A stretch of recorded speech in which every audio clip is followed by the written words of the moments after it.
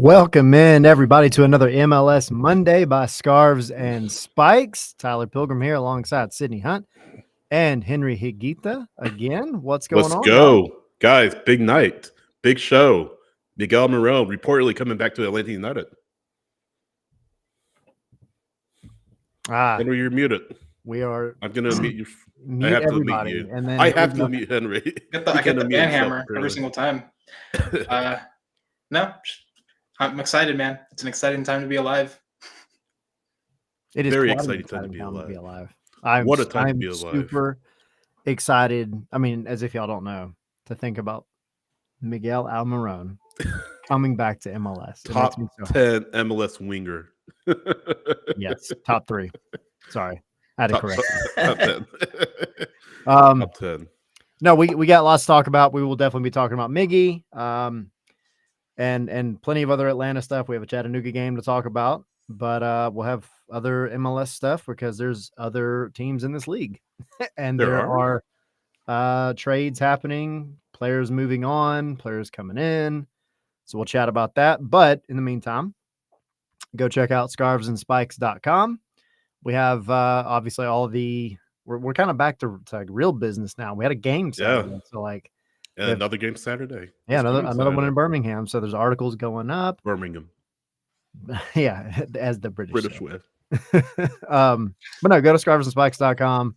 We as you know, we'll be having articles coming out, have probably something coming out tomorrow about the US soccer headquarters, perhaps even some other news pertaining to North American soccer in general. Yeah, and then go join the patreon.com/scarvesandspikes. And also on scarvesandspikes.com, link to our store where you can get gear like hats, hoodies, sweatshirts, mugs, beer glasses, whole 9 yards. So yeah, scarvesandspikes.com. That's links to all of that. Miguel Almiron. Miggy. Let's go. So, as Henry, I think it was you that called it, or somebody said it this morning. It might have been you. The holy trinity of reporters has said that Miggy is happening. So for those that don't know, who's the holy trinity?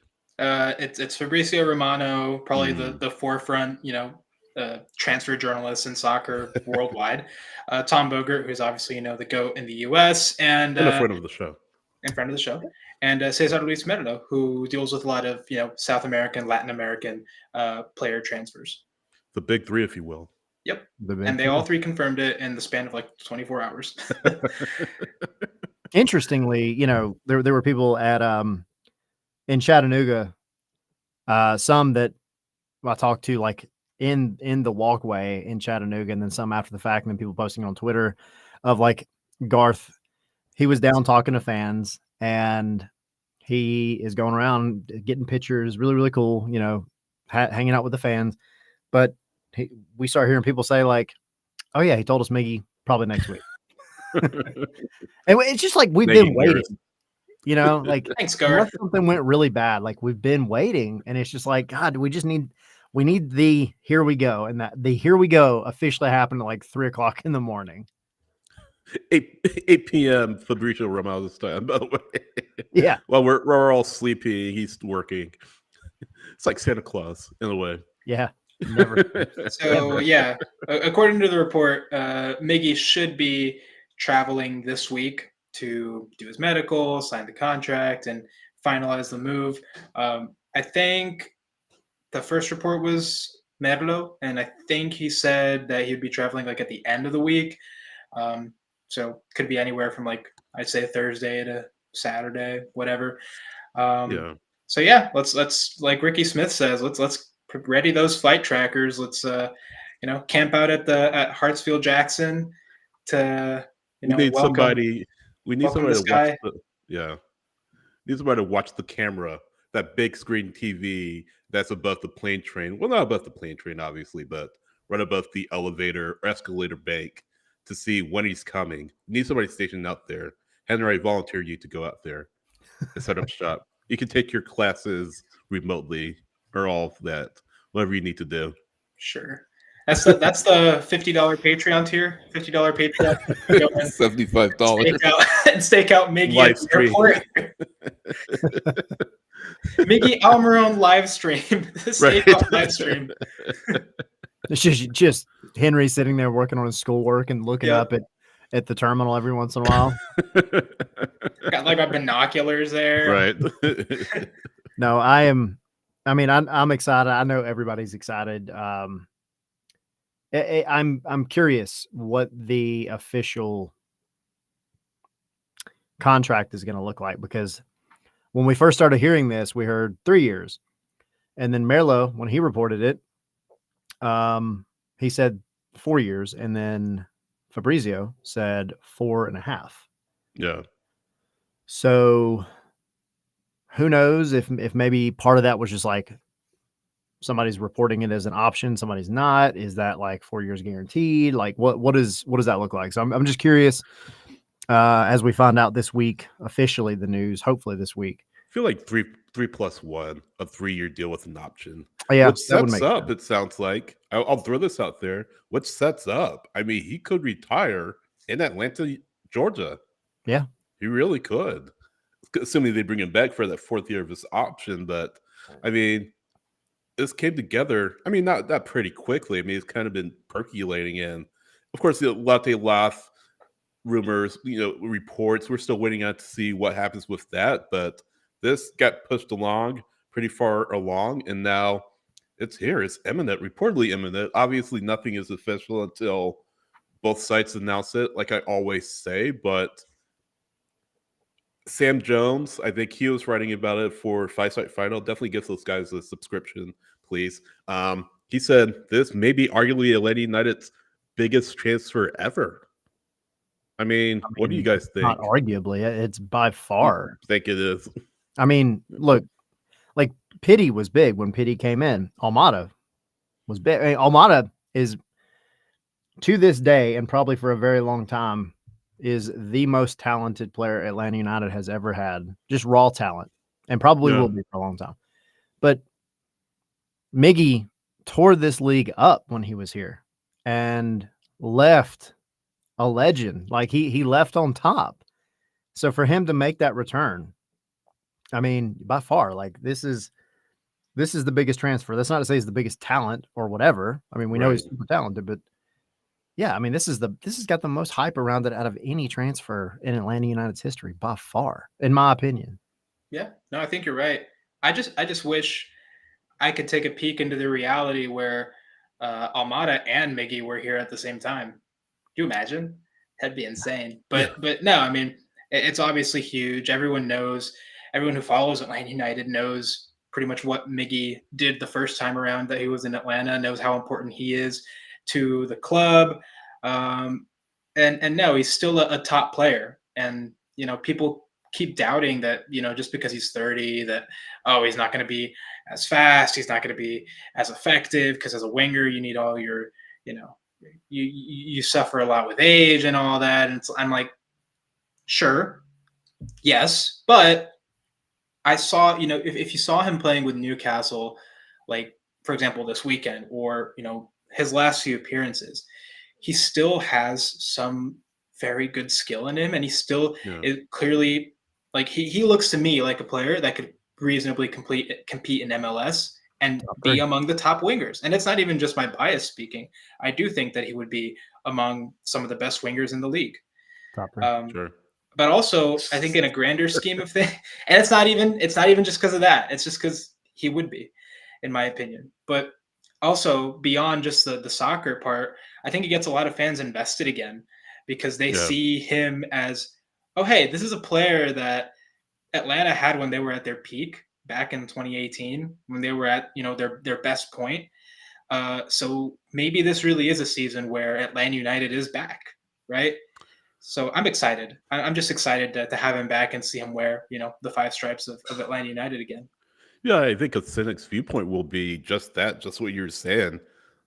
How much can he reasonably contribute? I think we talked about that a few weeks ago, is what can we expect from 30-year-old, 31-year-old Miguel Almiron that we didn't get, or that, 21, 22-year-old Miguel Almiron or older, was able to provide a much younger player, much more attractive. And it's not to say he wasn't attractive, or he's not attractive now, but a much more attractive prospect for Atlanta United. I think you guys know what I mean.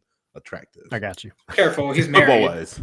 Football wise. I'm aware. But Married wait, with a child. I wanted to add something because I thought it was interesting, and I've been trying to get clarification on this. But last episode we were speculating about like, well, does Miggy need to wait for visas, and because he did come for the summer series and all that. And I think Tom Bogert's tweet was interesting, and I still can't figure this out, but he says deal is all agreed, just pending medical, and then he'll join up with Atlanta in preseason. I don't know if like there's a hidden message in there that he wouldn't need the visa, that because otherwise he would need to wait for the visa before joining the team in preseason. Or I don't know if I'm looking too much into it. He can't train. Yeah, he can't train without that visa. But we were talking about when he's here for the summer series with against Chelsea. Can he use that visa to at least temporarily allow him to play for Atlanta United? Which, again, we don't know the whole details about. I'm sure we'll find out about that in due time, if and when the signing is officially announced. But it'd be great. I mean, it'd be absolutely fantastic if he is. I seriously doubt he'll be available for Birmingham, just based on the travel and jet lag and all of that. But it'd be nice to have him available for at least those preseason matches down in Florida, of course, against FC Dallas at the training ground. I mean, just to get him integrated with the team, back integrated with the team. I mean, yeah, I would be, I would be shocked if he had anything to do with Birmingham this weekend. Like, yeah, don't get your hopes up about that. Like, Florida, I would like for him to be in Florida for that set of games and everything, because that's the team bonding. That's getting away from all the distractions of where you live at, right? And just you're hanging out with your team, your coaching staff. That's it. And then make it back here, like you said, the Dallas game. And that goes for anybody that they sign, right? Whether it's Latte Lath, whoever. But like, I wouldn't go get super hyped up about him. Like, I don't think you're going to see him at Protective Stadium or whatever it is in Birmingham this weekend. So, and then this kind of goes hand in hand with Latte Lath as well, because I see people commenting. I think if Latte Lath still happens, it's most certainly going to be after Miggy. I can tell you that. Yeah. When and now if, because of the injury. Don't know what the injury looks like. Was kind of hoping we'd hear something today. Haven't really seen anything yet.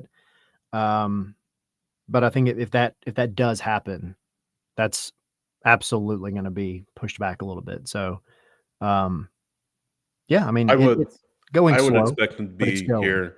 If it happens, I wouldn't expect him to be ready for the season opener. That's just me talking, just based on the timing. In fact, shouldn't be worried. Don't be worried if you're an Atlanta United fan, because that's just how it is. I mean, you hear all these teams announcing signings and all of that.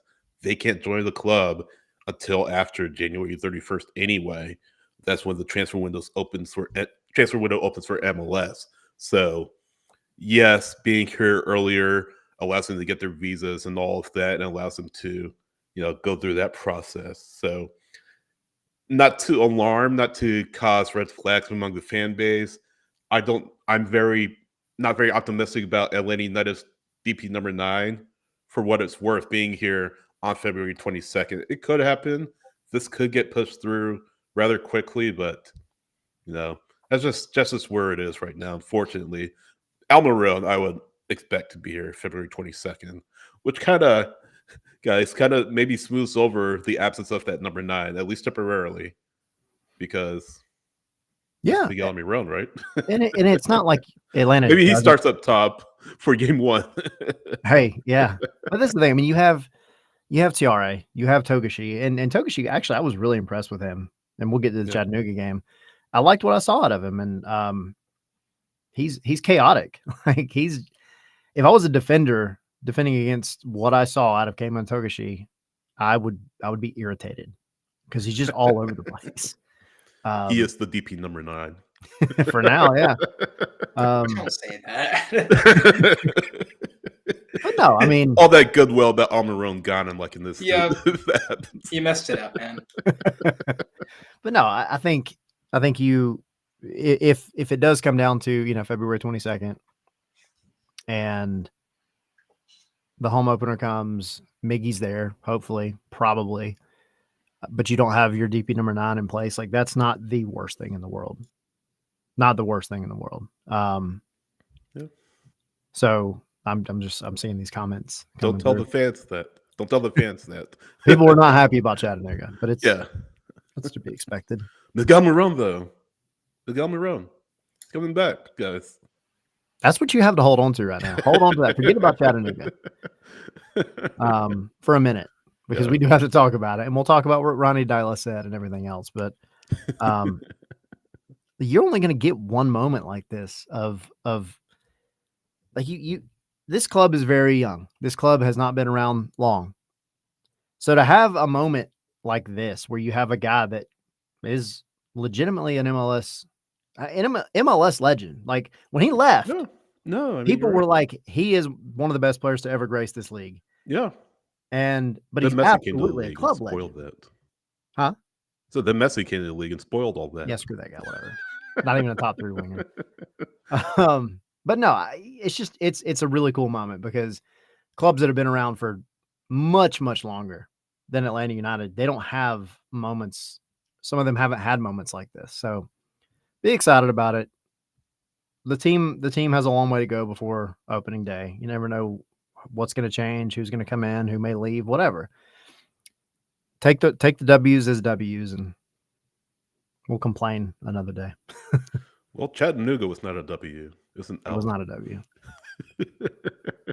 Out of all the segues we've done in this show, after I just got done telling everybody to be happy, you're like, well, right back down again. Back in the crapper. I got called out in the comments for being the quote unquote constantly negative person. I'm not. I seriously am not. By nature, I'm a glass half full person. I promise you. Anyone who knows me knows that. Yeah, huh? But I took it personally, like Michael Jordan said. Like the Michael Jordan meme. Just mad about the Bills. Yeah. Please don't mention the Bills. It's too soon. No, but look, guys, we all three were there in Chattanooga, and 2-1 loss, of course. You watch our 3 takeaways. Or Henry, you were not there. No, Henry was not there. I don't know why I said that. Henry was not there. Tyler and I were there. Jackson was there, and we did our 3 takeaways after the match with the cameo from John Nelson. You can check that out on the Scars Fix YouTube page. Yeah, check it out on the YouTube page. But guys, you said it earlier, Tyler. It's a long way to go. It's tough to take anything out of. I mean, you said 7-0 Atlanta. By the way, you're on record for saying 7-0 Atlanta. I did. I'll stand by it. No, but yeah, it's tough to take a lot out of a preseason match. Credit to the team. Good, very well worked goal. Saba on the set piece to run and win, who heads it into the back of the net. Really well taken header, but things just unravel at the end. Unfortunately, it's a 2-1 loss.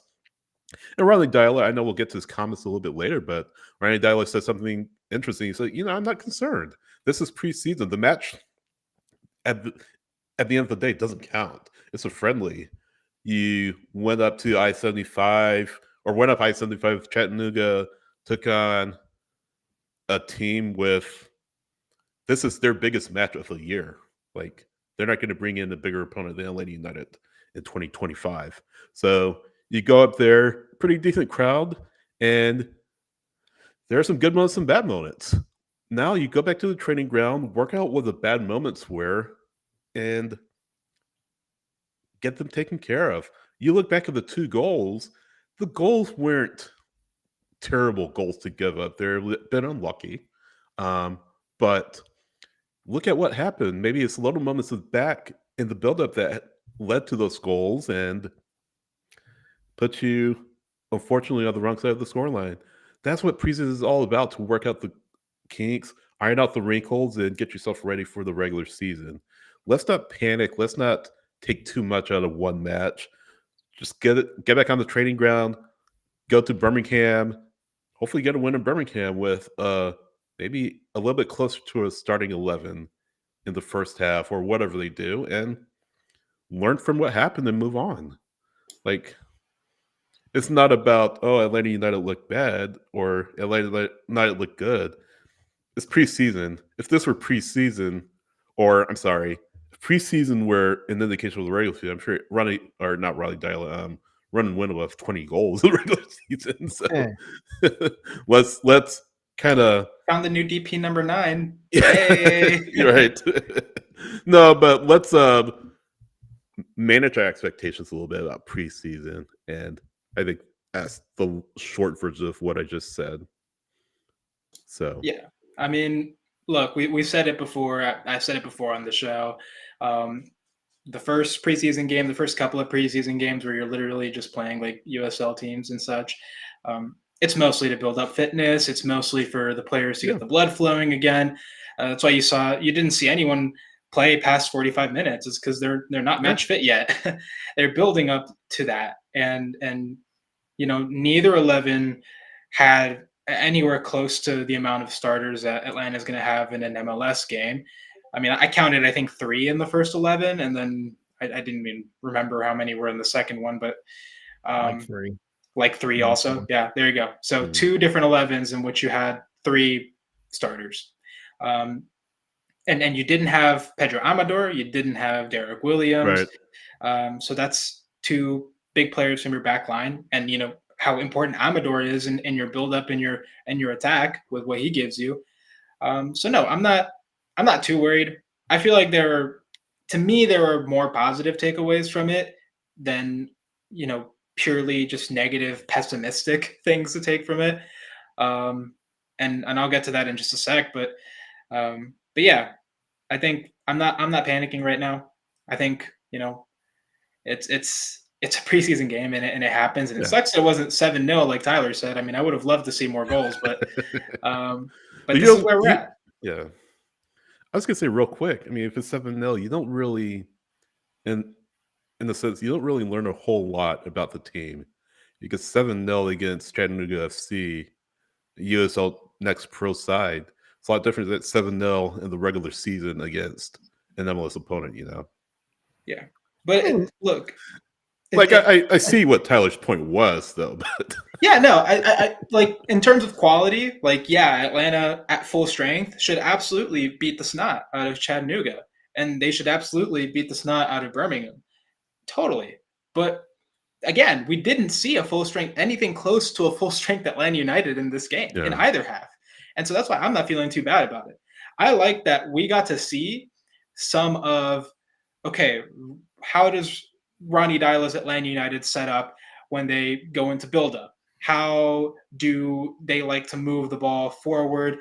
What are some of the individual roles that we can start to see? What are some of the patterns? And who are some of the players that are starting to stand out and shine? And who could have, a Johnny Fortune-esque jump this season? A player that was kind of in the background but could possibly jump into the foreground. And to me, and we'll talk about this a little bit, to me, 2 of those are Noah Cobb and Luke Brennan, who to me were 2 just standout players in that game. They looked very good. Noah Cobb particularly, we already seen his defensive acumen, but his ability to play killer balls now from the back, like, that was impressive to me. The way that he was playing that, like, attacking, and I know that's something that Ronnie Dyla had to have talked to him a little bit about. Yeah. Like, being part of the active buildup and moving forward of the team. And I like to see that in him. And he's still got some development to go. Same thing for Luke Brennan, who looked absolute dynamite. I love the way he was moving. And, he's digging more into that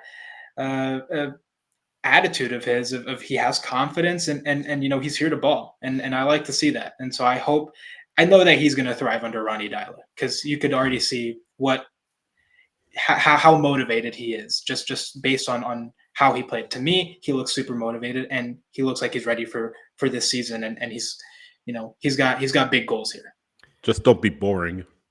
Yeah, so let's talk about the the kind of positives and negatives. Because I'm kind of back and forth with this. Like, look, it was tongue in cheek, the 7-0 thing, but I do think like you have to have the whole point was you have to have that winning mentality. And I'm not saying we didn't see that, but I totally get what people are saying when they're like, don't need to be losing to an ex-pro side or a team with a bunch of trialists on it. Like, I get that because at the end of the day, like, soccer is soccer and upsets happen quite often in this game. I totally understand that. And it's not just about the individual talent. But on paper, the individual talent for the entire squad on Atlanta United right now, as it stands on January 27th, should absolutely be able to go up and handle business against, on paper, the Chattanooga side that they played. I mean, I know that's very black and white, but they should be able to do that. And to Sydney's point, I think it was a little bit of a blessing in disguise because, you know, we were all, well, me and Sydney were there, Doug was there, John was there, and we're asking questions. And one of the ones that popped up, and we'll get to the boring comment in a second, but one of the ones that popped up, I think Doug asked, was like, does this concern you? And like you said, he said no, but I think he did point out like some of the things that clearly need to be worked on. You know, you score a goal, right? You finally nick the goal that's like for whatever reason it's taking you 70 minutes to do. And then the same thing that has happened over the past few years happens again. You give up an equalizer right after it. And then not only do that, you give up another one. And then you go down. So the momentum that you built from that goal, it just dies, like completely dies. And that's a mentality problem. Yeah. And that has to be completely fixed through the entire club. Like that. And I think really that's the win that I want to see in preseason. That's what I talked about over the past couple of weeks. Like I want to see a winning mentality.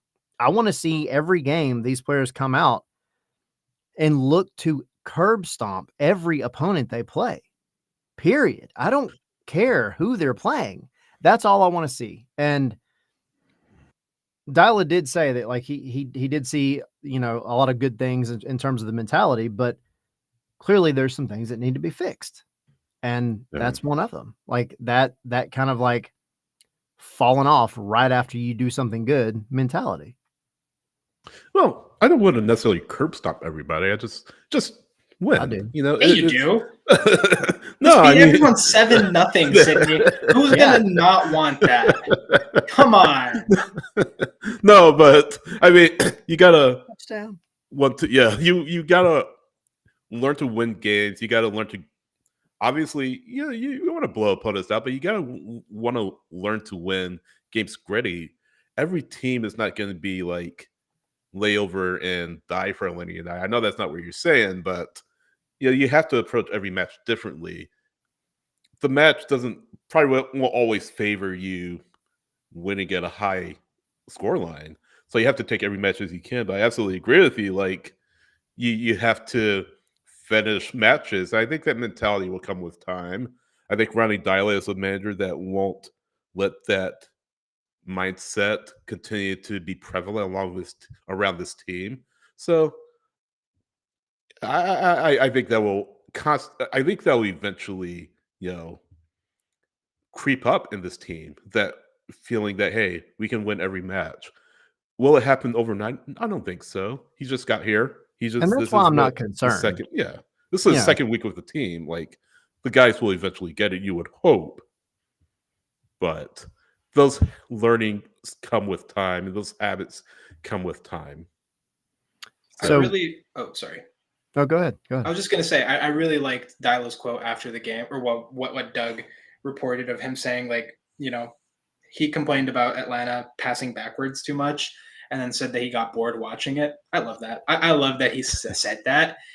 I think it was my question that said that too, I believe, because I asked him about the relationships and the individual performances and like what he enjoyed. I think that was when that popped up. Anyway, but yeah, Yeah, I just like that he called it out, and that Mhm. kind of like what was said in the first week of preseason. Like he's made his expectations clear, and he's not going to be happy until those expectations are met. And if they're if something's going wrong there, then that's something that they have to evaluate. And obviously, like you said, we're still in early preseason.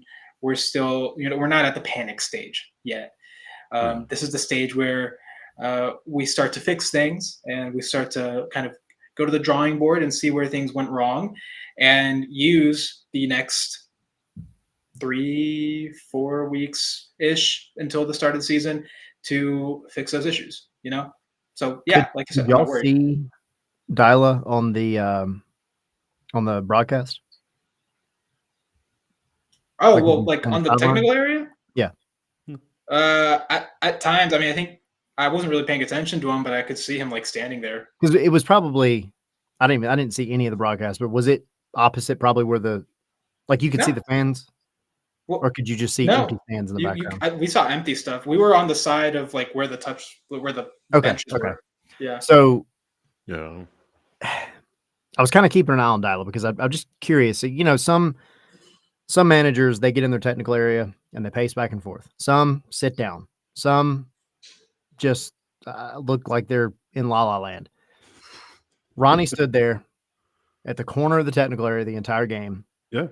keen eye on everything, but he wasn't quiet, and I couldn't hear. None of us could hear what he was saying, but his gestures in moments, and I think it kind of relates back to that boring kind of thing that he talked about.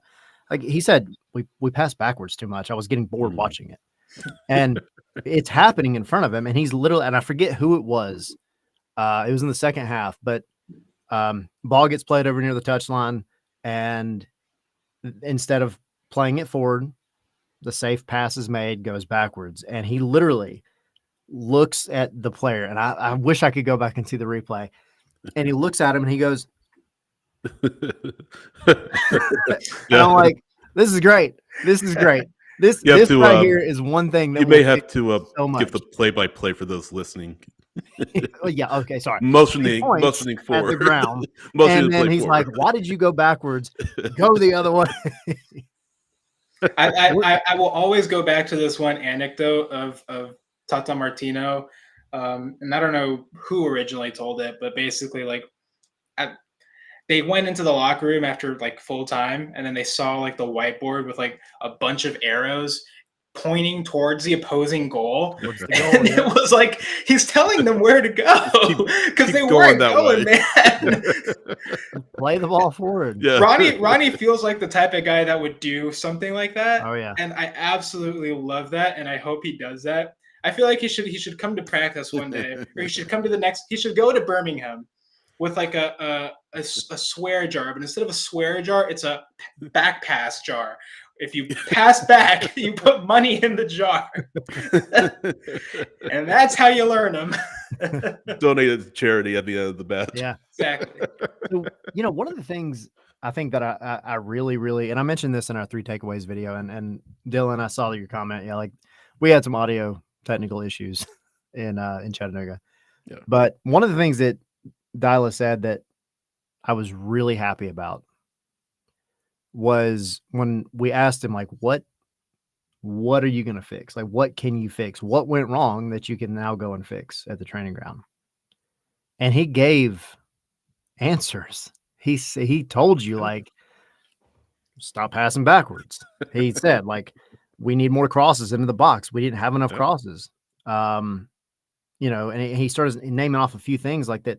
These are very obvious things that I see that we need to work on, and we're going to work on them as soon as we get back to the training ground. Little It's so things like refreshing that. to Yeah. just get an answer that says, Yeah. like, hey, this is what's wrong, and this is what we're going to do to fix it. That makes me so happy. You didn't get a lot of that with Pineda, did you? No. It's like he kept saying, those little areas. We need to fix those little things. Dyla, I liked. He was very specific about what those things were, and eventually, muscle memory will take over, and you're gonna know, hey, I need to look for a ball forward rather than that safe pass. Henry, you did a great article on Scars and Spikes talking about Dyla's tactics. I think we'll see more of that, as the weeks go on, as the season goes on. Those tendencies of players are going to change to be more in line with what he wants. So I'm looking forward to that as the season progresses, as guys get comfortable with the style of football that he prefers. But again, long story short, don't overreact to one preseason friendly. I feel like he'll be much better in Birmingham, or at least iteratively better in Birmingham. There'll be maybe a few little wrinkles here and there, but I feel like 7-0. 3-0. Right, Tyler? 7-0 all day. I'm ready Yeah. for it. All right. Well, and y'all keep dropping your comments. There's tons of good ones. But I do believe we have hit on all of the Dan said Pineda was getting ready to talk about the primary assistant. Obviously lots of Atlanta stuff going on, and we'll be talking plenty more Atlanta on Wednesday. But there is other stuff happening in the league. And I guess before we get into players, one thing that has kind of popped up over the past couple of days, and I have a feeling that the actual news will come out relatively soon. But there's talk about, certain teams being in Open Cup again this year. Of course, last year there was 8 MLS teams. This year, the leak that's being reported is there will be, I think it's 16 MLS teams that are in, Yeah. and 14 that are out. Yeah. Which is apparently, if you think about it this way, and the other conversations that have happened about Leagues Cup, it pretty much guarantees that if your team is not one of the 16 in Open Cup, then you're pretty much guaranteed a spot in Leagues Cup. Yeah. But double the MLS teams that you had from last year, so there's a step back in the right direction. But what do y'all think about the change again? Boo. Why boo? Lame. I mean, so Put them all in. It's kind of implying that, okay, like you said, if you're in Open Cup, you're probably not going to be in Leagues Cup. If you're in Leagues Cup, you're probably not going to be in Open Cup. And it's like MLS has realized that the burden of competitions is becoming too much for some of the teams, right? Because you can't, with the roster rules, your good depth is limited, right? You have to. It's hard to get a team that can compete in 2, 3, 4 different competitions in a calendar season, in a calendar year, and they saw the problem and they're like, "Aha, we have a solution." And everyone's like, "You're going to increase the cap, right?" And they're like, "No, we're going to take you out of competitions." Like, whoa, bad. Just look. I feel like it's a step. I feel like it's a tiny step in the right direction, but there could be so much more. And it's like, I know there are people that are like, ditch Leagues Cup or ditch Open Cup, and I'm like, Right. how about ditch neither? How about why not both? It's like the meme of the little girl. ¿Por qué no los dos? You know what I'm saying? El Paso. As an enjoyer of soccer in this country, want to see more soccer, especially with the teams that I follow most closely. Yeah. And like knowing potentially that, okay, certain teams are not going to be in certain competitions, it means a little less to me. Because it's like, okay, so now Leagues Cup, which is advertised as like, oh yeah, Liga MX versus Liga MLS or versus MLS. It's like, okay, well now there's less MLS in it. And we don't know who all is going to be involved in it, but like to me, it just means less. And knowing that Atlanta's potentially, I don't know, potentially could not be in Open Cup or Leagues Cup. It's like, yeah, that other tournament suddenly kind of decreases in importance to me. You know what I'm saying? Yeah, but how long has MLS had to figure this out, though? I mean, they're acting like they just woke up and said, "Oh, this might be a problem," and now they're just trying to figure out a solution. I feel like, yes, it is better to see double the MLS teams in it. And it sounds like the playoff teams from last year are going to be in Leagues Cup. against the 18 Liga MX teams, but you had a while to figure this out. It's not like you just got dropped on you. So it's not a perfect solution, but it's a step, like you said, Henry, in the right direction. I would love it though for all teams to be in all competitions, like you were saying. I love the Open Cup. I think it's an exciting tournament. I think it's a fun tournament. I love seeing upsets, unless they're Atlanta United related. But it's just, Tyler, go ahead. I mean, I get it. Y'all are both on a roll. I mean, here's the thing. There are only two things that are going to fix this entire situation, period. One, MLS has to open up roster restrictions to where you can have the depth to play in all of these tournaments and not have guys dying by the end of the season. And two, as it pertains to the Open Cup specifically, U.S. Soccer has to put a lot more money into it. They have to. It is their product. And I can tell you, I know this, MLS clubs, it's terrible from a business perspective. Because think about, I mean, for your lower tier clubs, your lower league clubs, when they get a chance to play an MLS club, right? Like that's their game. Like that is their final. Such a big deal for them. And it brings in so much money for these lower tier clubs. But the inverse of that is for the MLS clubs, there's a lot of people that just don't care about it as much. You know, like you look at it, even Atlanta United games, as big of a fan base as Atlanta United has, go up to Kennesaw, and how many people are there for an Open Cup game? And it gets better as the tournament progresses, but like from a business perspective, it's kind of hard to twist MLS's arm when like they're not making money off of it. And I know that's kind of what Don Garber said a couple of years ago, and that was what kind of led to this like modified version of it. I don't agree with it, but it's on U.S. Soccer to fix that side of it, to make it a more valuable thing. And it's on MLS to stop complaining about player safety and all this stuff when you're not even going to open up the roster restrictions to make it where you can have enough, legitimate talent to go and compete and everything. And then, there's asterisks next to both. Like you were saying, Henry, like, cool, you win Open Cup.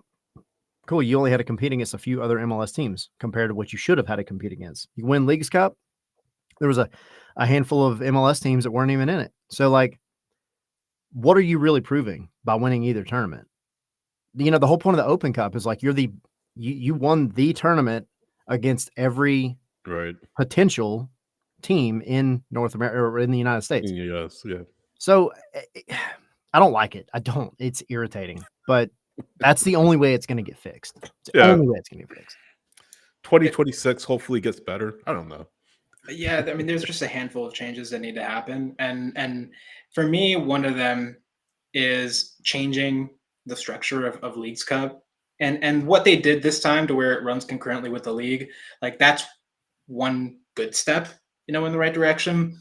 But I feel like, to me, it would make more sense if it was kind of a spread across the league calendar, kind of like Champions League is. You know what I'm saying? Where like you start play early in the season and the finals like at the end, and you spread it out like that. I know there's challenges to that, but that's one way that you could have that.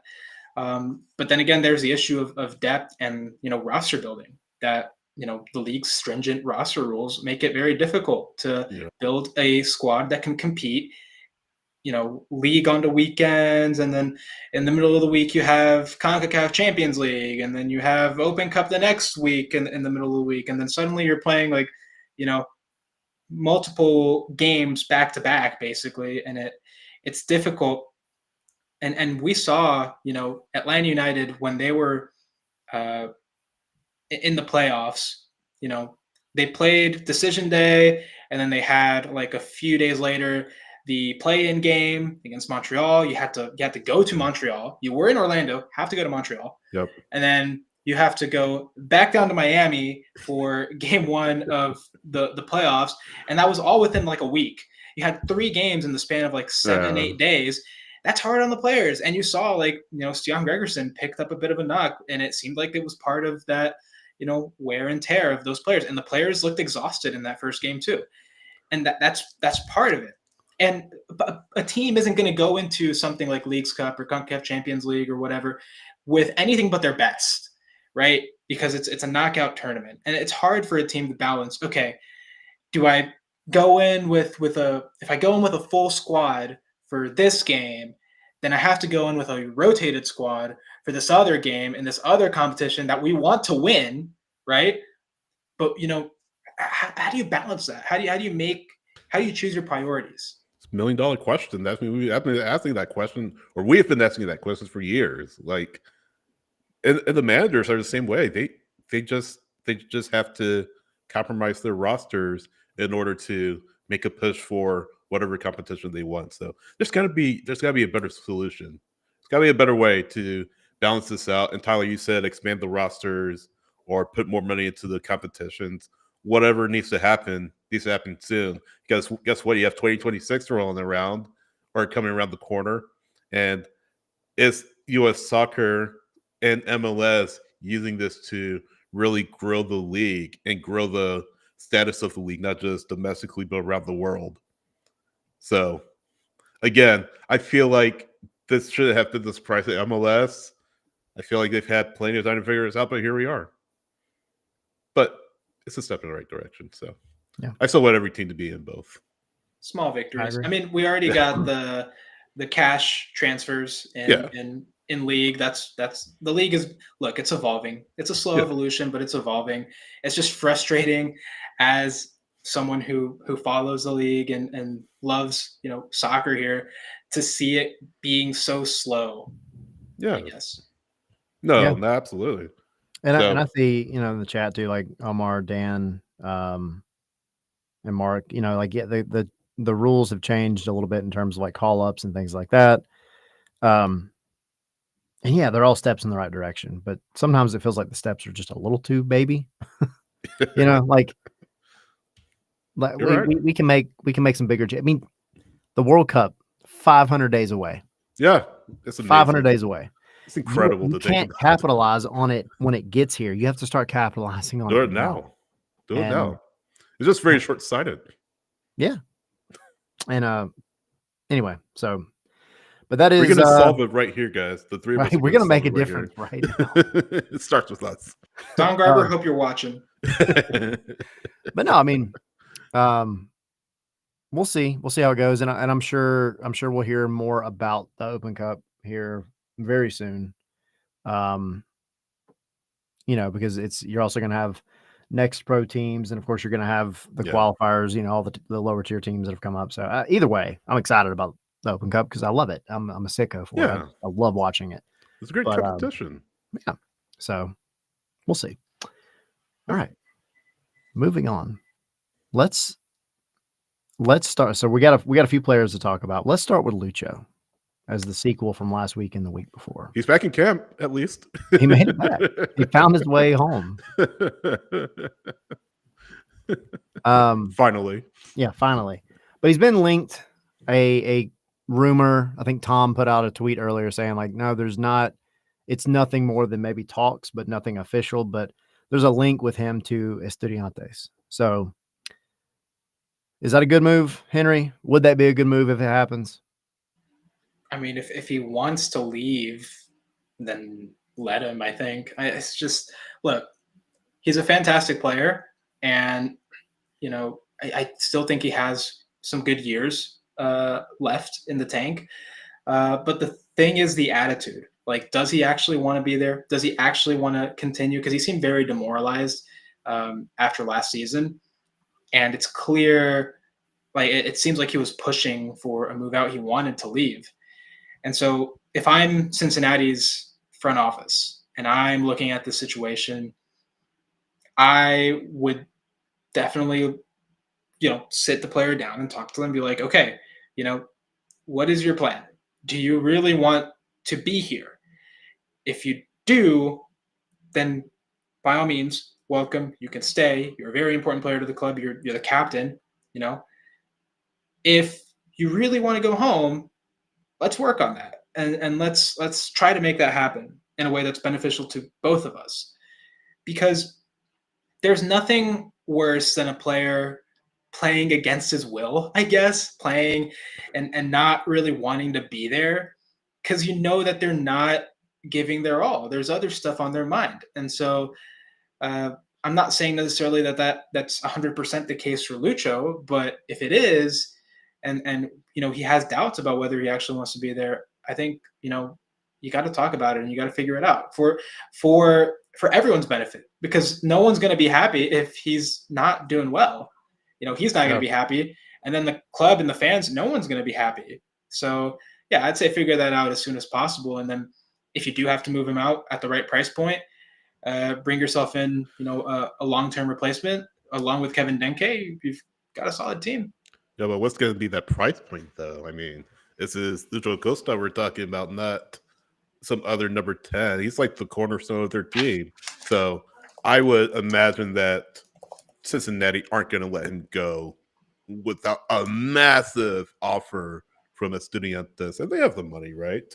So he's valued at around like $8 million. So I would say they I'm probably surprised asked for about like 10 or something like that, 10 or 12. I mean, 10 is certainly doable for a club like Estudiantes down there. So, but I think the big thing is, who's his replacement?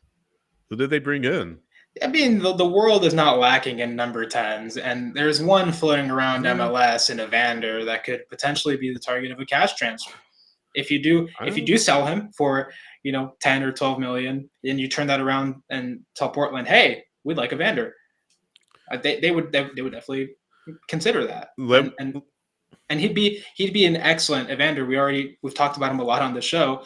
He is a proven chance creator in MLS, and so he would fit that role nicely. Let me ask the two of you guys this. At this point in time, who's the better number 10? Evander or Acosta? Just based on talent, who's better? Who's as better? It stands right now. Who's better? Acosta. Lucho? Yeah. I would say Lucho. But Evander has the upside of being younger. Yeah, Evander. I have put Evander like marginally above Acosta for that reason. Plus the upside is massive. I mean, he was the team in Portland. Not a terrible Portland team, but a Portland team that barely got into the playoffs. So, in Portland, they're going to want a lot of money for Evander too. You talk about a player playing against his will. I mean, he's already made it clear, I don't like the front office, but I mean, if they can make that happen, I think that's a big deal for Cincinnati. But again, I don't think they're going to let Acosta go without a fight. And I don't know if his contract now, I don't know if he just wants to go home. You would hope if you're Cincinnati, you figured it out pretty quickly, because you're 3.5 weeks away from the beginning of the season, and you got to get moving to get yourself ready for next season. Yeah, Evander's sitting at, as of right now, he's a Cincinnati player, so yeah, going off that assumption. At least he's in preseason. Yeah, he made it home again finally. Yeah. For reference, Evander's current market value on Transfer Market is $14 million. That's understandable. Again, he's a younger player, so yeah. But yeah, I mean, I'm sure we'll be keeping an eye on the drama that is Cincinnati and people not showing up for camp, and when they finally do, they're linked to go somewhere else. But as of now, drama. Lucho has made it back, and we talked about it last week. It does present that very interesting line of, like you were talking about, Henry. Do you sit him down? You have that conversation and say, what do we need to do to make everybody happy? But also, you can't let the one player run the entire, like a number 10 is a bad precedent. It's a very fine line that you have to walk. And yeah, I mean, that's what they get paid for, right? That's what the front office is for. But that's a tough situation to be in. And again, that's a problem you've had with 3 players so far. Yeah. Of not showing up to preseason. Going down there. So something tells me it's not just the one player. But I don't want to speculate. Skyline Philly, like y'all said last week, man. Yeah. Trying to get away from it. All right. Skyline Chili did not, though, hurt Wilder Cartagena. That's a Yeah. unfortunate. Don't laugh. What a transition, I know. man. It wasn't good. It was really bad. Yeah, work on your segues, Tyler. No, that's Ooh, a red bad card injury. for that. Yeah. I'm gonna take another sip of my coffee and let y'all burning red card. I have my No, yellow but- card here. I'll give you. I'll get a yellow card. Yeah. Carry on. VAR. No, that's what you don't want is a player injured in preseason. That's exactly what happened to Cartagena. Really unfortunate. He's out 3 to 6 months, reportedly. He's a veteran player going into his 3rd full season with Orlando. So that's a big question mark in their midfield. Who takes that spot over, guys? It's the big question with him out. But yeah, it's unfortunate. You never like to see a player get injured, especially if it's an Achilles. I mean, like, Atlanta United fans are ultimately familiar with Achilles injuries and really all kinds of injuries. But just a big loss for Orlando as Cartagena. It affects his status, of course, with Peru, the Peruvian men's national team. They're in qualifying.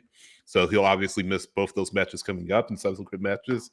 But that's what I'm interested to see is how does Orlando compensate for that loss of Cartagena for at least the foreseeable future. So April to June, he could be out. But it's unfortunate. It's not a good injury. It's tough to come back from. Yeah, it's just bad luck for Orlando. They still don't have the Facundo Torres replacement. Yeah. They're still looking to fill that role. And I think they're still trying to figure out their number 9 situation. I mean, they do have, Ramiro Enrique. They have Duncan McGuire. They have Luis Murillo, but it's like Duncan, he's still out injured. I think kind of he's similar. still injured, right? Mm-hmm. Yeah. Yeah, and so that's the thing. Like their conundrum is who do you start? Because they brought in Luis Murillo last season, banking on him being the starter, and he's been not great. He's been underperforming, and so you've had to look there. Is Ramiro Enrique the answer? Long term? What do you do? Somebody's going to have to be. Yeah. Because now they have a lot of stepping up to do.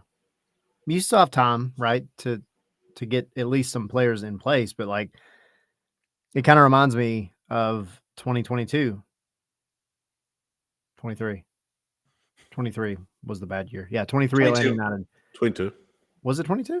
Yeah, 22, the year with all the injuries. No, was that? God, it was 22. Yeah. That's crazy. We went through like 3 to 4 different goalkeepers. Yeah. Man, we're getting old. The but days no, of Raul Gudinho. Yeah. But no, Rocco Rios Novo, who's now in Miami. In Miami. It reminds me of that though, in the sense that like you now have to almost, not quite yet for Orlando because at least they have time, but it's almost like panic signing because like if you're Orlando's front office, like if you're playing Football Manager as them for a minute, you're looking at this as, all right, we have Facundo Torres that we have to replace. Like that's a necessity. We're in the market for a 9. Like there's things that we have, but now all of a sudden you lose Cartagena and you had a pretty solid midfield in 2024. And now like really you just, now you have to start plugging in pieces sooner than later. So it's a struggle. It's a struggle for them. I mean, I never like to see a player go out with an injury, especially on a non-contact injury, right. And especially in preseason, man. It freaking sucks. Yeah. Question marks for Orlando, certainly. And it could be a tough first half of the season for them. I mean, they've traditionally been like a late season team, right? They may need another late season push to get back to the postseason. But a lot to do for that front office, like you said, to fill those spots and get them in a place where they're able to challenge again for the top of the East because, we've talked about this numerous times with Orlando. They still haven't won that big one. I mean, they have the U.S. Open Cup, of course, from a few years back, but MLS Cup, they haven't won. Supporter Shield, they have yet to win. So pressure certainly on Oscar Pereira, of course, but how much can you do with injured players? So I think a lot of that has to be on the front office, and they have to say, hey, we believe in you. We realize we're in a bad spot right now. We're going to give you the tools you need to be successful. So that needs to be the conversation for Orlando to make sure that Pereira is set up for success to help get this team back not only to the playoffs, but to MLS Cup for the first time, and hopefully for them winning the first league championship. So that needs to be the conversation in Orlando, I think. For sure. Wait, all I right, got this. Hang on. What? here we go. Cook. Do you have a solution? And Omar, it's decaf, by the way. Thank you Is very it much. Yes. drinking coffee at this time? Yeah. I forgot where I was going with this. Yeah, I mean, look, you believe in your players. LAFC believes in Yaya Yaboa, who they just signed. That Good was one. yeah. I mean, I tried. Did you interrupt my transition to do another transition to something totally different? Yeah, I hijacked your transition. Well, okay. Jump in the middle of the list. Let's Right. talk about Yaya Yaboa. Heck yeah. Does anyone want to talk about Yaya Yaboa? Apparently you do, Henry. I wasn't ready for this. I just wanted to jump in and do a transition. I'll start it off. Start it off, I mean, sneaky good signing for them. I mean, Yaboa's not a superstar by any stretch of imagination, but he has experience with a championship winning team in Columbus, the Crew. I mean, he spent several years with the Crew. It helped them win MLS Cup 2023. So I think it's a sneaky good signing for LAFC. Ultimately, it looks like the Crew want to part ways with them, so he got picked up by San Diego, and the re-entry draft, and ultimately didn't sign with them. So now he goes to LAFC, joins the team over there. I don't know if he'll get a lot of time on the field per se.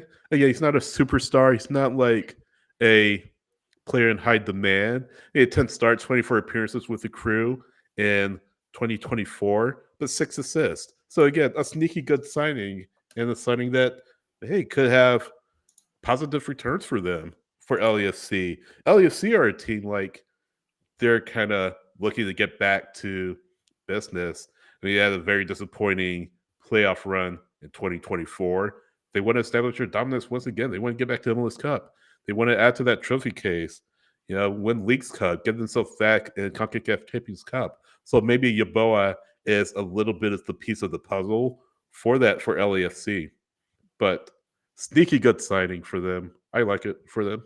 Yeah, I mean, he brings experience to the wings, and like you said, championship experience. He scored the all-important. I think it was the first goal in MLS Cup 2023. The second. I think it was the second. Second goal, game-winning goal in that game. And it was a good one. Against LAFC. Against LAFC. See, like, if you get beat them, join you, right? Yeah, there you go. But yeah, no, he's an experienced player, and obviously, with Matty Bogusz going to Cruz Azul, you had to bring some depth for that team. And so, and Omar Campos also left, potentially helps you on the wide areas. So yeah, I'm interested to see how he does. We'll see. I don't know how many minutes he's going to get, but yeah, I think he'll ball. Matty Bogusz, is he like your best buddy or something? I mean, y'all don't like a nickname basis. What's his nickname for you? Mateusz. Do you have to say the whole thing? Let's call you like Hank when you see out on the belt. Hank Higuita. His old buddy Mateus. His old buddy. No Matty. one has called me Hank, by the way. I don't know why. Why is that a thing?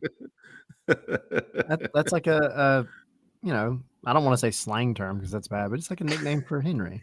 Yeah. Why? I don't know. It's like the same length. It's the same number of. It's shorter by one letter. Okay, you saved me one letter. Jeez. You're welcome. We made your name more efficient. Yeah. Thanks, Ty. Hey, that's the name. That was the name I grew up with. So today I learned my nickname could be Hank. Yep. Yeah. You're welcome. Gotcha. All right. So Dan, I see Dan asking about. So MLS is moving to WWE, which is a weird. What a combination. they're moving to the studios that WWE has, the brand new ones, and I think Connecticut. We'll talk probably more about it next week because they are supposed to have a press conference on Wednesday. So I'm sure we'll get like details some more, to come on that. More details, more to come on that. information. But I mean, it makes sense. Very high quality studio. Yeah. So, in that sense, why WWE? I don't know. Right. It's because of the production company that they work with IMG as a partner. But yeah, it's just very funny. Yeah. The Kevin Egan connection. Yeah. All right, Henry, would you like to do the next transition? No, actually, I'm good. I've got some stuff something that's not in the script that I want to bring up, but I'm not ready for it yet. So go ahead. All right, I'll filibuster till you have time. No, yep, thank you. Chicago Fire. This is not about Neymar. Neymar's not going to Chicago Fire. But another player that is on his way out is Federico Navarro. Rosario Central. Yep. Rosario Central. I'm sorry. I need to pronounce it correctly. Headed down to Argentina. I don't know I don't know how I feel about this because my same point I brought up like 2 or 3 weeks ago about Chicago just doesn't have a roster that I think can do anything. And then there was that little smidge of hope when they were like, hey, we might get Neymar for like 2.5 days. It's going to Santos, by the way. Confirmed. Yeah. Yeah. and so now it's not even that. So now you're getting rid of Navarro. I don't know what Chicago's doing. I don't know what Berhalter's doing. They signed a good winger in Jonathan Bamba, but then they it does seem like they're taking a step forward and a step back. And they have a lot of work to do if they want to make the playoffs, man. They haven't made the playoffs in how many years? I know. It's a lot. And you know what? Like, Navarro's is an important player. He's U22 for them, by the way. And I don't really know, like you said, what they're really doing. I don't know if they're rumored to be connected with other. I think I've seen a couple floating around, but I'm not sure if for that position exactly. But yeah, I mean, kind of like the situation with Atlanta. It's like we're on the clock here. You know, you got less than a month to go before opening week. Like, you gotta get your stuff together, man. You know. 2017 was their last playoff appearance. So this is 7 seasons without a postseason spot for a team that was, and we mentioned this, the toast of MLS. I mean, they won MLS Cup from the jump. Won US Open Cup 4 times. They were just a really strong franchise, and now are laughingstock, one of the worst franchises in MLS. I feel like that goes to ownership in the front office, and they brought Berhalter in to help fix things, but it's a tough ask for him. He has a lot of room. He has a long way to go before this roster is competitive. Bomba is the big signing, of course, but you need more than that. Who else do you turn to help right the ship and put out the fire? The fire of this franchise, I guess. See, you guys aren't the only ones that can do that. We're on a roll tonight. Yeah. Oh God. But Fede Navarro, going back home to Argentina. What's the next move? I think you guys were saying so. Yeah. He meets up with Franco Ibarra. Maybe. Because he's going to Rosario. Yeah. Yeah. But what's a reasonable expectation for the Fire in year 1 under Greg Berhalter? I imagine he gets 2-3 years to get right the ship, which is 6 transfer windows, or maybe less. Because if you give him 2 years, he's been in place for 2 transfer windows or 4 transfer windows. It's going to be a rough season, I think, for Chicago 2025. Yeah. And I see, like, James, there's players, like there's things that are happening. I'm just not convinced. I think that's my biggest thing. Yeah. And a lot of that might be just because, I mean, they're so long without an appearance. I see the quotes in the chat. So I think it's one of those things, like, I just have to see it to believe it because it's not just the players, it's the coach. Like I want to see what Berhalter's going to do Coach after. / technical director. Yeah, You can't blame the technical director because he is the technical director. And to be fair, you know, a new coach, we've had the same conversation a lot, but like a new coach can come in and completely change things around with the same group of people. No offense. Just that Berhalter's. That's not. Yeah, I just don't know that Berhalter's going to be able to do that. But go Andrew Gutman. Yes, I see it. I see in the chat. Yeah, Andrew Gutman's still there. Boy, friend at of the least show. that's friend of the show. Andrew Gutman, one of our first guests on Scars and Spikes. Well, Hasn't been on the show though. Go ahead, Henry.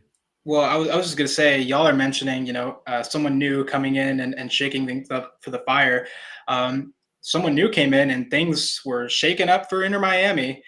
Tom Bogert just broke this, but President of Football Operations Raul Sanlehi was reassigned to oversee matters pertaining to institutional relations, and Guillermo Hoyos is now in charge of first-team sporting decisions. Raul Sanlehi was brought in to be kind of their CSO, their director of football, still while Chris Henderson was there. And then, Chris Henderson left, and he was the guy in charge. And now Guillermo Hoyos, who was previously Inter Miami's director of methodology, like the guy that, you know, directs their academy. And before that, he was an academy coach at FC Barcelona, where he coached one Lionel Messi. Oh, so was this a Messi signing? I feel like this is all a conspiracy theory. This entire club is a conspiracy theory. This is ridiculous, man. It all leads back to Messi. No. Pull out that bulletin board with the red string. Yeah. Let's. God, this is ridiculous. It all points back to him. Let's call the club Inter Messi. Just be done with it, dude. So Hoyos coached Messi where, you said? In Barca as an academy coach, literally when he was like a kid. This guy is They go way back. Literally, they go way back. Gosh, that's embarrassing. I'm sorry. That's just embarrassing for me. Here we go again. I don't understand. Like, and I'll let y'all comment on this in a sec, but I wanted to get this out. Like, you had Chris Henderson. You bring in Raul Sanlehi, who was, you know, director of football at both like Arsenal and Barcelona at one point, to incredible cover that position, right? And you kick Chris Henderson out of his office. He came out in July, and now he's been reassigned. Exactly, and then now that you have the position vacant, you know, you put Raul Sanlehi in there, and then you bring another guy to do his job. So, like, what's going on? Yeah, he hasn't even had a full like transfer window, and you're already moving him. Tyler's speechless. I am. I don't even know what to say about anything. Like, I can't even talk. I'm not even going to talk. I tried to talk. I was speechless, and I just effed it all up. Screw it. Freaking Miami, dude. Unbelievable. I love hang on, guys. Breaking news. Inter Miami has signed former Barcelona water boy. Messi's former water boy at Barcelona. Messi's former water boy. Messi. Sorry, FC, I had to do that. I had to do that. Named Adam Sandler. Yeah. All right. Thanks for that breaking news, Henry. Yes. Every time I hear something about Miami, it always comes back to Messi. Every single signing, player, everything, it just comes back to Messi. I know. Whatever, good for him. Dante Vanzier is not back to Messi, though. What's that? Because he's in.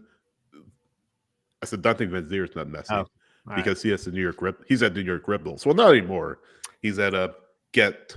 He is back in Belgium. So that's two that I've had just pulled straight out, literally in the middle of me doing them. Sorry. Wait, so Vanzier well, we're already out of order. So Vanzier said I have to Ghent out of here. Hey, in the stream. I'm done with the show. What are we doing? It's the Taylor Twellman meme. Yeah. Can we play the clip? He went to Ghent. Yeah. Vanzier, obviously, he had the incident a few years back. He was out to have used a racial slur. There's an investigation. So I feel like there's a real black mark on his career with the Red Bulls as it is. So sort of end of a chapter, a very checkered chapter of his career and for the Red Bulls. But he is back in Ghent, or well, Ghent, because that's what the anglicized version of Ghent is. Well, never mind. You know what I mean. But he put out, I don't know where I was going with that. He put up good numbers, 4 goals, 10 assists in 2024. But again, 2023, the incident with the slur was a black mark that he could never shake. And I feel like Red Bulls felt it was best to disassociate with him and cut off ties with him. And this was the window that they were able to do that in. So it was a very interesting career, controversial career with the Red Bulls for Van Zier. Talented player, but again, the issue with 2023, the slur, just following him around. And he's no longer with the team, now in Ghent, back in his native Belgium. So $3 million move, and it opens up a DP spot for the MLS Cup runners-up. And they bought him for how much again? Ooh, what was the transfer fee they brought him in here? Don't have that in front of me. To MLS for? So they sold it for $3 million. Until you find it out. Yeah. No, because we'd have. So $5 million. Sorry, they got him for $5 million. Okay. So they sold him for a loss, essentially. Yeah, but it's not the worst loss. But I mean, I think all things considered, like you were saying, his history, like some things that happened, like it was time to kind of cut bait and just start fresh. Yeah. The Red Bulls, they're a couple of DP signings away from being like a legitimately good team. I still contend that like them making it to MLS Cup was very fluky because they just weren't like doing what they needed to do in the regular season. They did enough to get by, but that's MLS, right? Like we always say it. We say it about every team. If you make it to the playoffs, it's a totally different competition at that point, and that's exactly what happened to the Red Bulls. But I think they could be consistently good if they just get the right couple of guys in there. Yeah. All right. Sorry, are you going to get us back in order now? I don't know. I don't know. I was going to try to do like a good transition and be like, oh, you know who's not a good guy, but I have nothing against Teemu Pukki. So, Teemu Pukki is on his way out from Minnesota to HJK, Helsinki. So another player going back to his native country. Yeah, Pukki, this kind of surprised me, but though Pukki, he never really found the success that they brought him in for Minnesota. That kind of, it wasn't a bad signing by any stretch of the imagination. I just feel like it just never panned out for them. It's a bit of a disappointing signing for Minnesota. So he is back. It opens up a DP slot for them. I think part of that too is the emergence of certainly Longwane, who had a career year for them, but Oluwaseyi, who had a terrific year in 2024, I should say, just rose to the forefront. I think maybe they want to move forward with him ultimately rather than hold a DP slot, because Oluwaseyi pretty much just burst onto the scene. A young player, broke into the Canadian national team as well. Well, I say young, 24, but broke into the Canadian national team conversation. 8 goals, 6 assists. So you have him, you have Bangi Longwane, you have who else do you have on the roster? I'm just pulling up as we go along. Yeah, certainly have a number of players. Robin Led, Kelvin Yaboa on that roster who are scoring goals. But again, it opens up the DP slot. So interested to see what Minnesota do with that DP slot. But again, Pukki never really rising to the level of player that I think these brought him in to be. So he is no longer with Minnesota. He was transferred out. I say no longer with Minnesota. It's not like they ran him out of town or anything like that. But He had Okay, flashes. They did use the buyout he on had him. flashes. So you said they used the buyout. Okay, I did see Yeah. that They used the buyout on him, So according to Tom Bogert, at least. yeah, and the release says that it was a buyout. So Yeah. It's just unfortunate. Like he couldn't continue with kind of the success he found when he came in mid-season in 2023, and in I think it was 19 total appearances. He scored 10 goals and had 2 assists, which is a decent return. But yeah, and then 2024, he didn't have that. He had that. It was 24 appearances and 4 goals. Yeah, and obviously you want more out of your DPs, man. So right. it's a move that makes sense for Minnesota, and just they have a DP slot open, and let's see how they use it. Lots of changes, lots and lots of changes.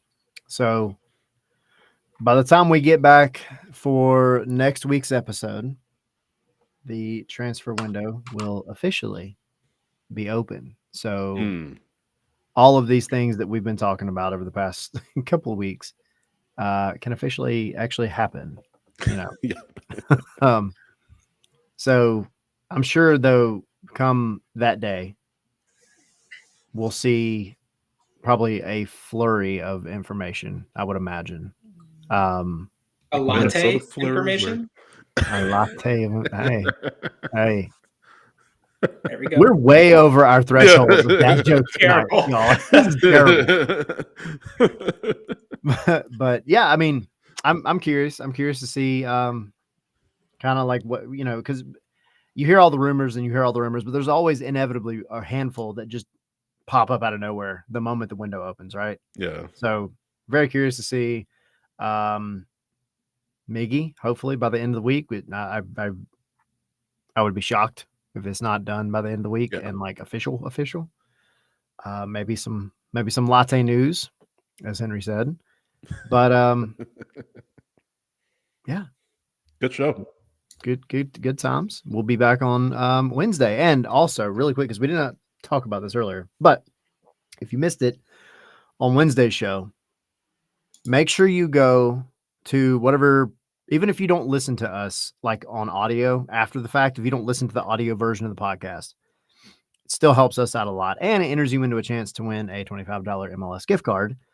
Go to your podcatcher of choice, whether that's Apple Podcasts, Spotify, whatever. Search for Scarves and Spikes and Atlanta United podcast, and you'll see a new feed that it has a handful of our recent episodes, and then it's going to have all of our episodes going forward. Five Stripe Final, our good friends over there, are taking basically that feed that we've both been on for a long time, and that'll be their feed, and then we're going to have our own feed as well. So go subscribe to it, take a screenshot, put that on social media, and tag us, and that will enter you into a chance to win a gift card. Thanks for those that have already done it, but we've seen a few do it, but not everybody do it. Certainly say subscribe to Five Strike Final. You'll see that on the feed as well. Not on the feed, but you'll see that in your podcatcher as well if you search Five Strike Final. But search Stars and Spikes and Atlanta United podcast, our specific feed. It'll have this show. It'll have our main show on it. So hit subscribe. Like Tyler said, Apple Podcasts, Spotify, iHeart, what have you. Some little independent podcatchers as well. Certainly hit subscribe and leave that screenshot. You could win a $25 gift card to MLS store. That could help you guys offset the cost of buying a new LA United jersey when they come out. Almiron. We presume February 15th or something like that. So it's about, Oh, one last thing that I wanted to bring up, just because Tom Bogert just put this out. And I just want to piss Tyler off a little bit more. Oh my God. We'll read this from Tom. Sources say there was an exchanging of words between Raul Sanllehi and Lionel Messi on a players and coaches only bus in Las Vegas when the team were there for a preseason friendly. Inter Miami says the moves were pre-planned. Yeah, I mentioned that earlier. Whatever. We'll leave you with that. Let me go add that to my conspiracy board back here. Yeah. I'm sorry we left this show in a bit messy, but Hit the music. I think we can end the show on that. I'm out. Note. Tyler's leaving. Tyler's back. No, not. He's migrating like the pilgrim. Sorry, bye. Oh my god. This went way off the rails tonight, guys. Thank you all for hanging out through all of this. We appreciate it. Thanks for bearing with us. I thought you were about to make another joke. No. I thought it might be a bit overkill. I'm still waiting on it. It's not a joke. I'm actually not joking. That was fun. We appreciate it, y'all. For Bye, real. guys. Everyone. Thank y'all for hanging